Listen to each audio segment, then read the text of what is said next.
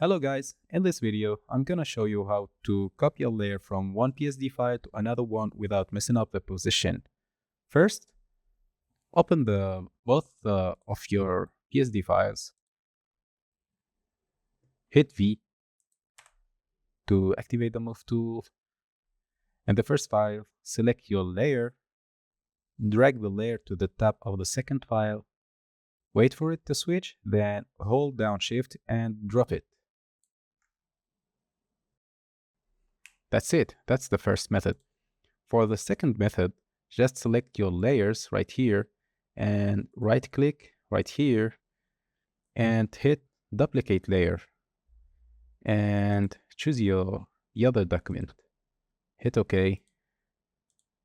And that's it. Let's try it with another layer.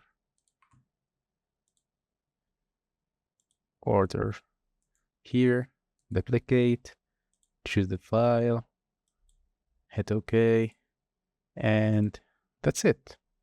Easy.